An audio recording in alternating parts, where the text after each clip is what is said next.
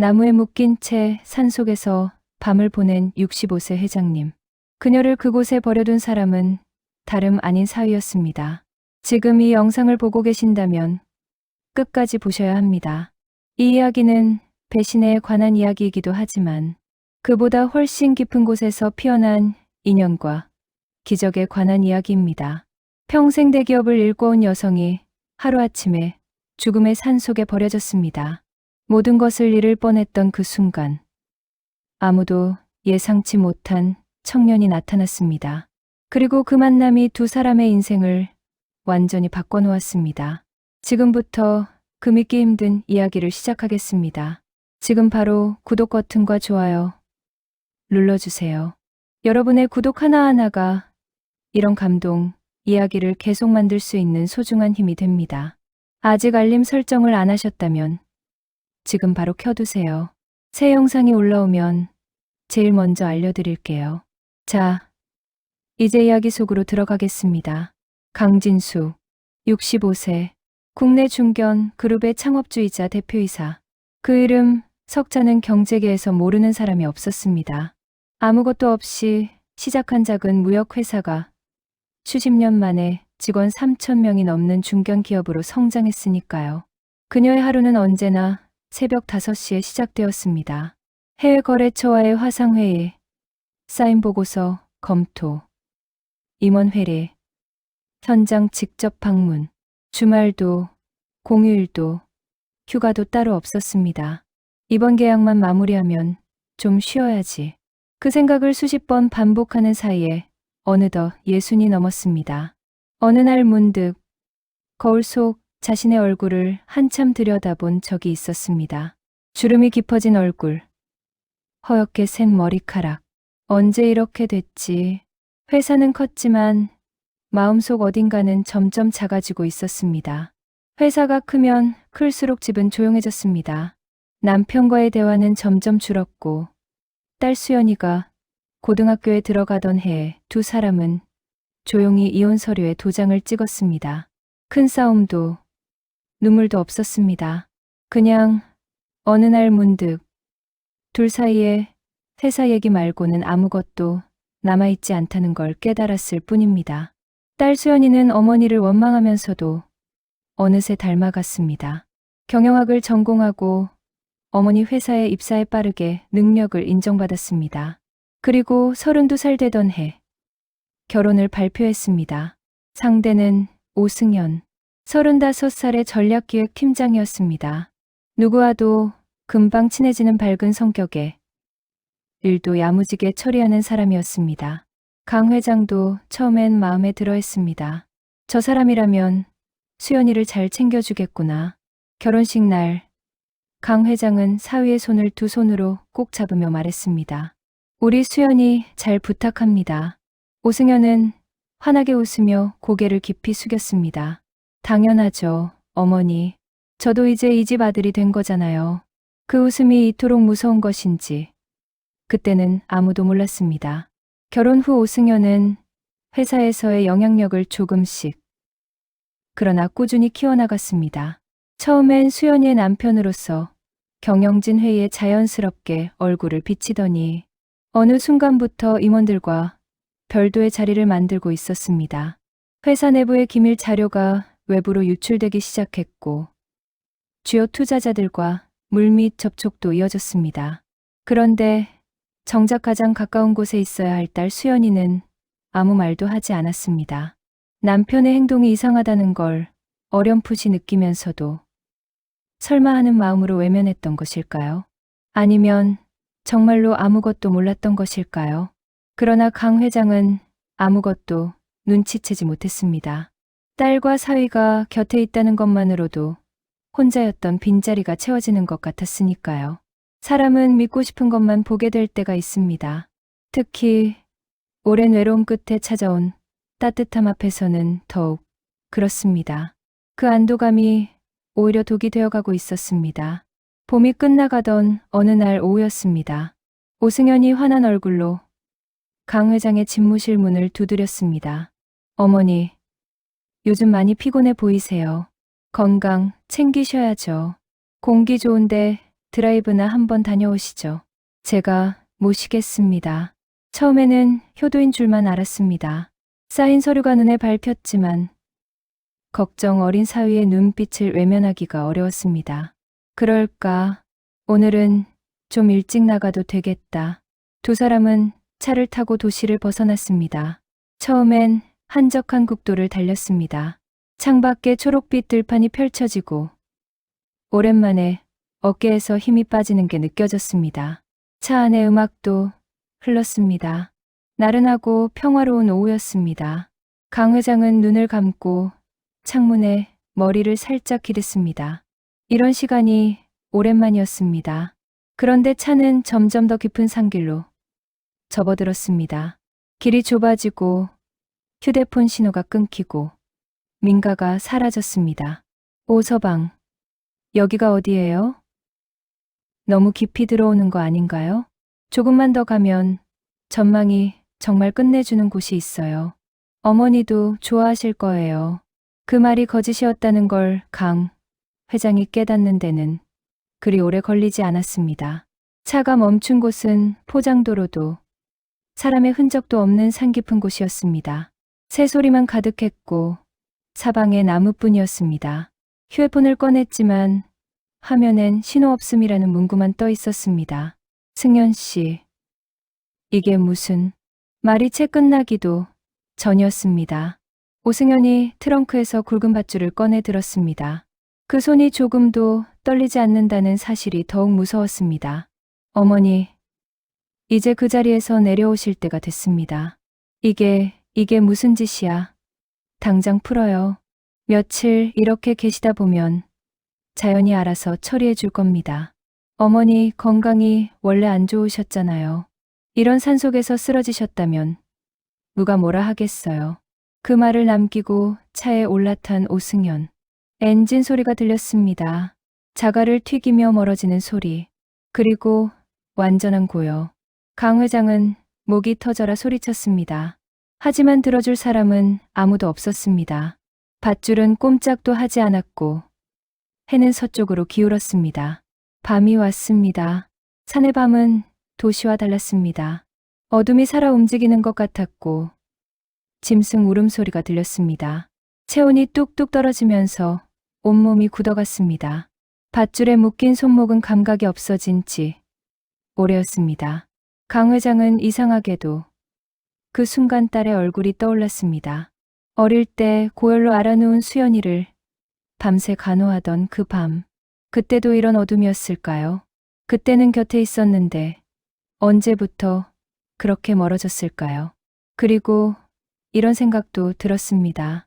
사위가 밧줄을 꺼내는 그 순간 왜 나는 이상하다고 느끼지 못했을까? 눈앞에 보이는 것을 보지 않으려 했던 것은 아닐까? 믿고 싶었기 때문에 확인하지 않았던 것은 아닐까? 이렇게 죽는 건가? 평생 수천억의 자산을 쌓고 수천 명의 직원을 이끌었던 여자가 나무 한 그루에 묶인 채 죽음을 기다리고 있었습니다. 그 밤은 너무도 길었습니다. 해가 떠오르던 이른 아침이었습니다. 차가운 이슬이 내려앉은 산속을 한 청년이 조용히 걸어오고 있었습니다. 등에는 낡은 배낭, 손에는 약초를 캐는 호미. 28살 청년 김별이었습니다. 그는 어릴 때 부모를 잃고 할머니 손에서 자랐습니다. 강원도 깊은 산골의 작은 마을에서 할머니는 약초와 산삼을 캐어 그를 키워냈습니다. 23이 되던 해 할머니마저 세상을 떠났지만 별이는 산을 떠나지 않았습니다. 약초의 이름, 계절마다 달라지는 자연의 언어, 그리고 사람을 대하는 따뜻한 마음, 그것이 그의 전부였으니까요.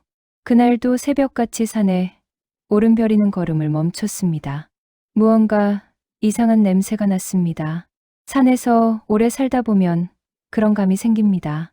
사람 냄새, 그것도 심상치 않은. 짐승 냄새도 식물 냄새도 아닌 무언가. 할머니는 늘 말씀하셨습니다. 별아, 산에서는 발보다 코가 더 빠르다. 그 말이 떠오르며 별이는 풀숲 쪽으로 발걸음을 돌렸습니다. 풀숲을 헤치고 들어가자 소나무 아래에 한 노인이 쓰러질 듯 기대어 있었습니다. 두 손이 밧줄에 묶인 채로, 입술은 바짝 말라 있었고 피부는 차가웠습니다. 완전히 탈진한 상태였습니다. 거기 사람 맞습니까? 대답이 없었습니다.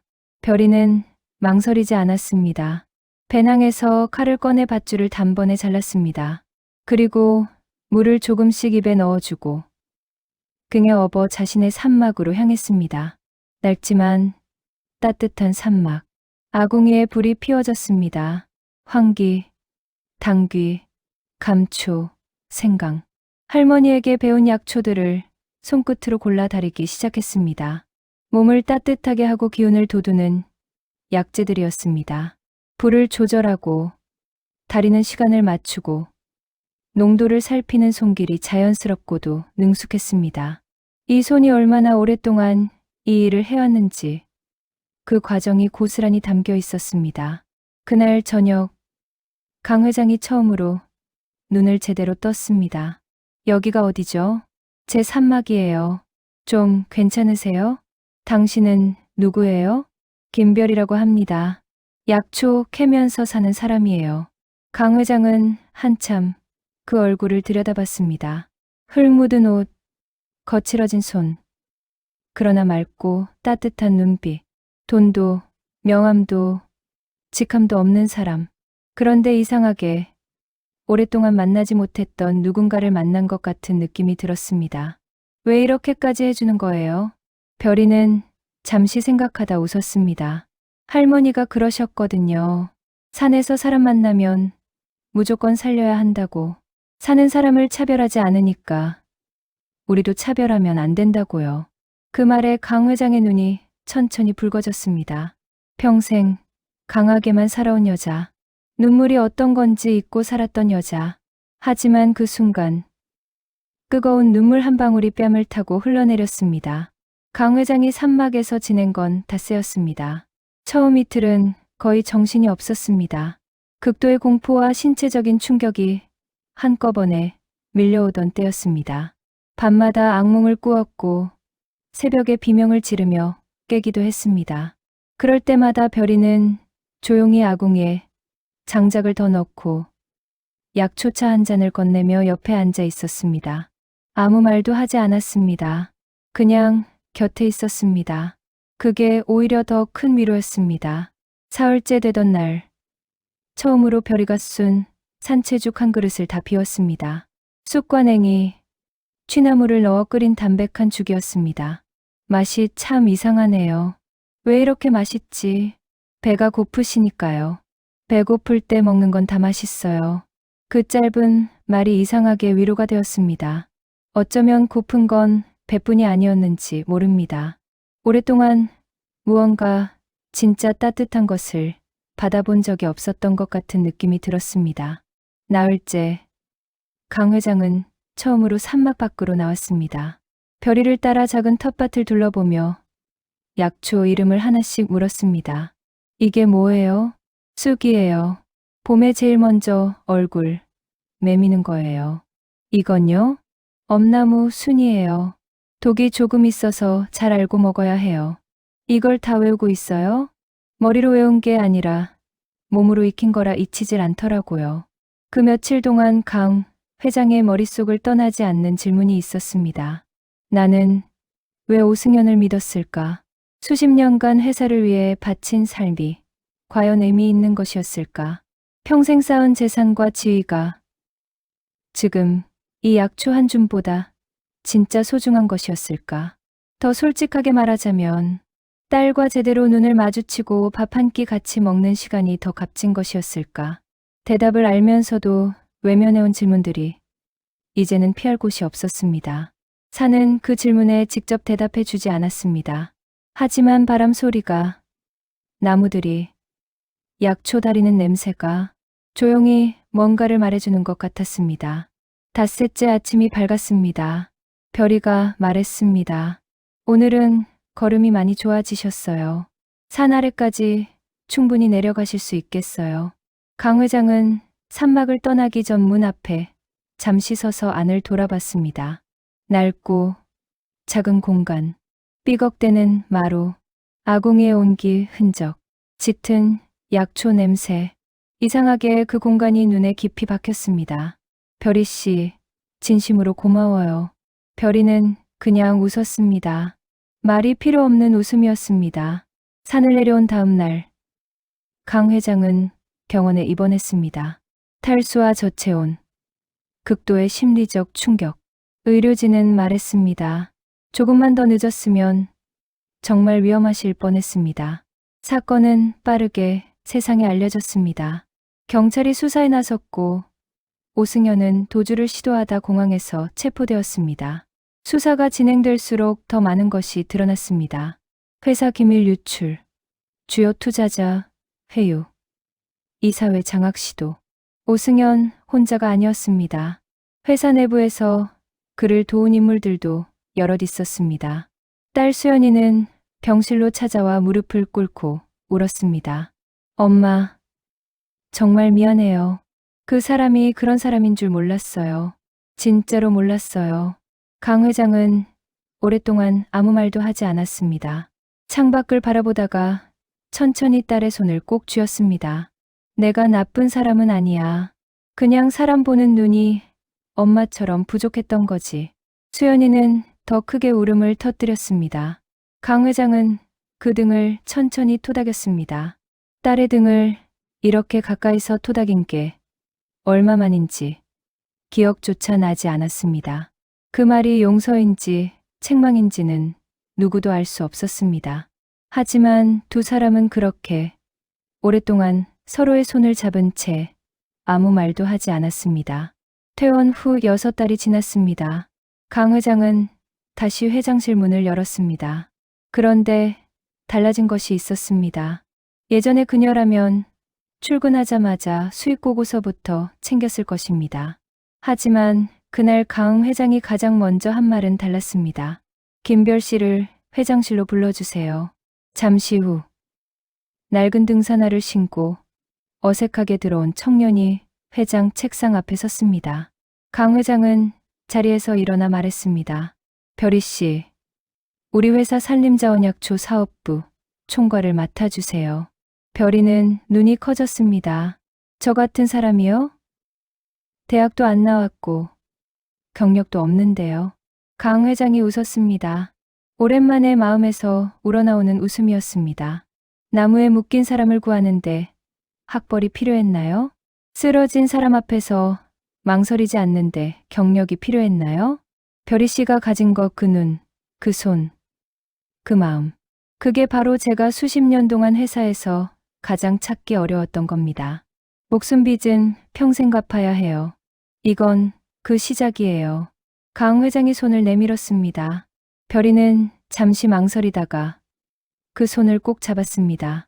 그로부터 1년이 지난 지금, 강 회장의 회사에는 새로운 사업부가 생겼습니다.